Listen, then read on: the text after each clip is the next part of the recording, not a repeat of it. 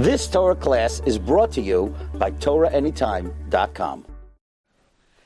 Okay, Rabbi Sai, good Erev Shabbos. So I want to share with you something from one of Rabbi Aharon Leib Shteinman's Svarim, something that he wrote himself. He wrote on Chumash, he wrote something called Ayelas HaShachar. It's 5 volumes.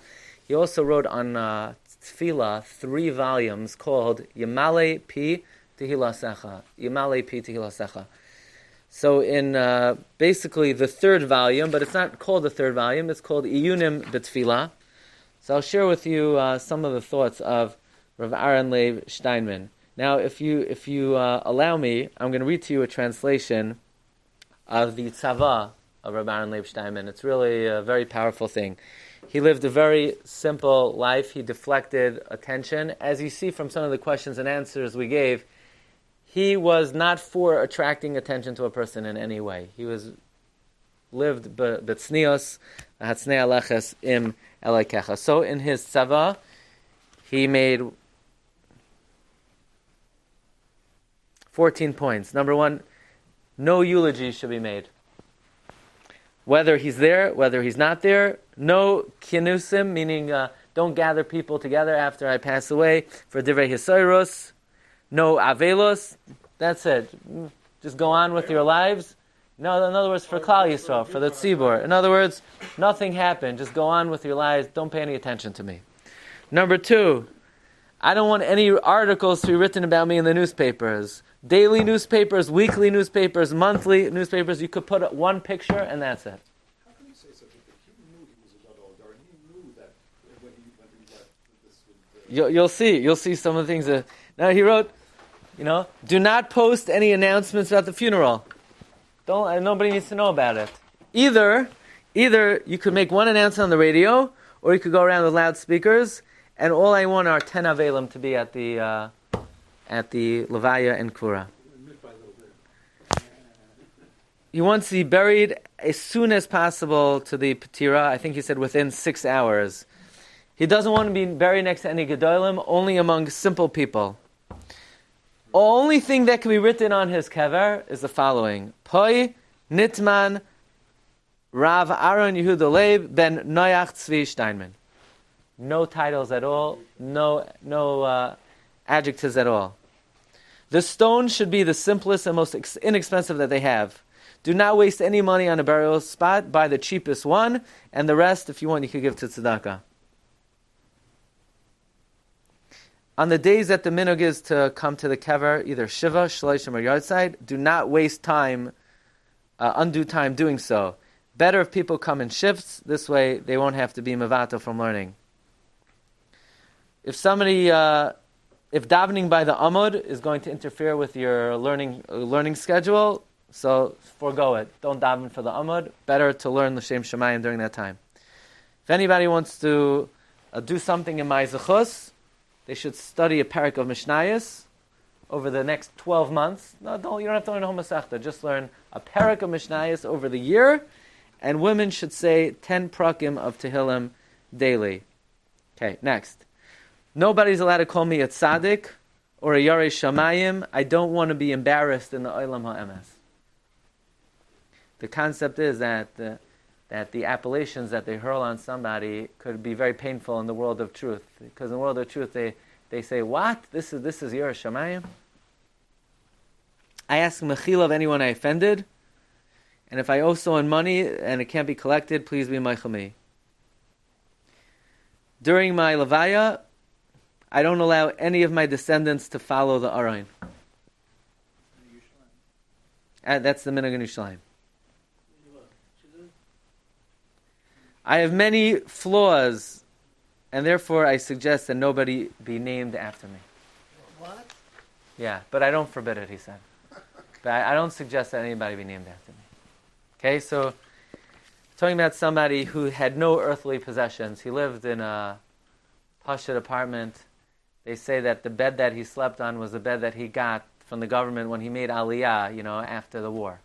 Talking about somebody who was not Goyres Olam Hazeh. Okay, so I want to share with you with what he says on Shemoneh Esrei in the Sefer Yamale Pi Tehilasecha.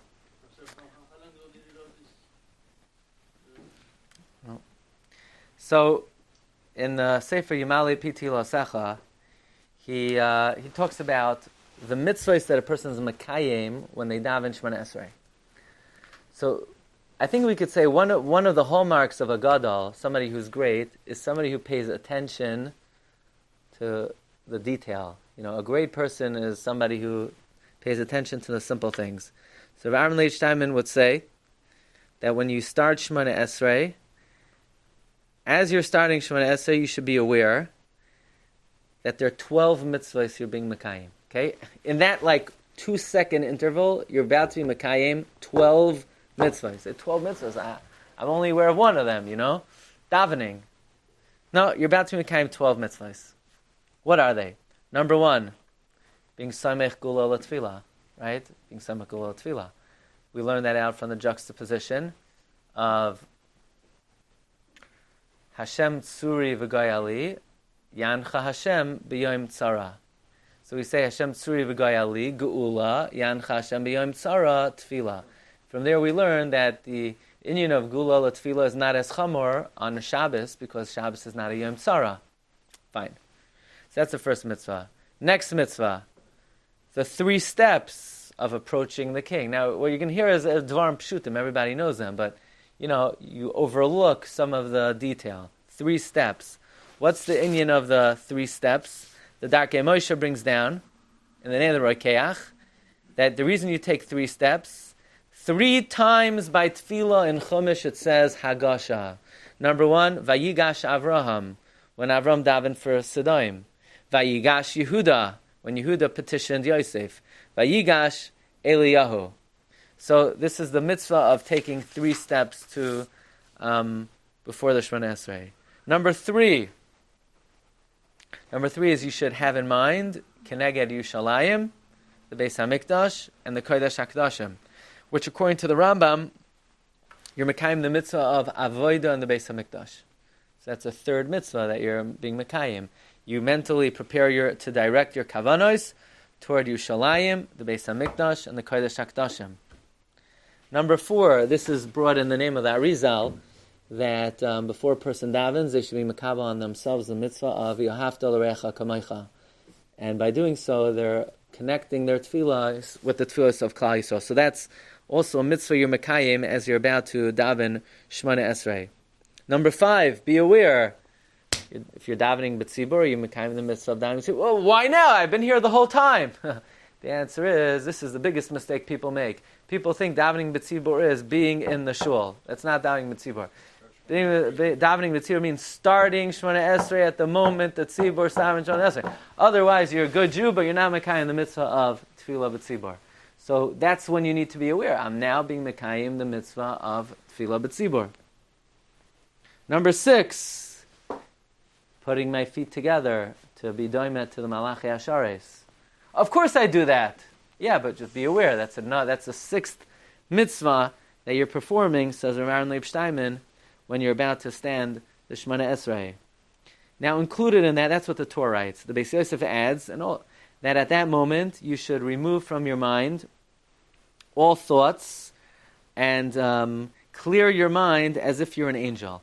So I heard an idea that, the mitzvah of tefillah is la'avdai b'chol levavchem. You should serve God with all your heart. All your heart means as much as possible to serve Hashem with all of your focus.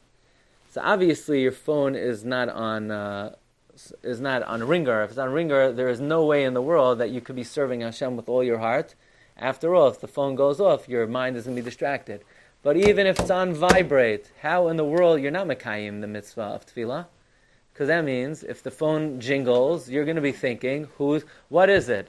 Is it my wife? Is it a bill? Is it an email? Is it a text? Is it a WhatsApp? Is it some kind of notification that I'm next to a gas station now? There could be a myriad of possible things. So in order to be mekayim the mitzvah of the b'chol levavchem, at the very least, it should be off. I mean, you would think. Fine, that's mitzvah number 7, to clear your mind, to clear your thoughts. Mitzvah number 8, simcha. You're doing a mitzvah. It's a mitzvah to serve Hashem b'simcha. That is the 8th mitzvah that a person is makayim as he daven Shemoneh Esrei. So those are 8 specific mitzvahs. Number 9. You ready? This is the main mitzvah of tefillah. This, according to Reb Chaim Brisker, if this is absent by any bracha of Shemoneh Esrei, you're not Yotzei Shemoneh Esrei. You have to feel that you're standing before the king.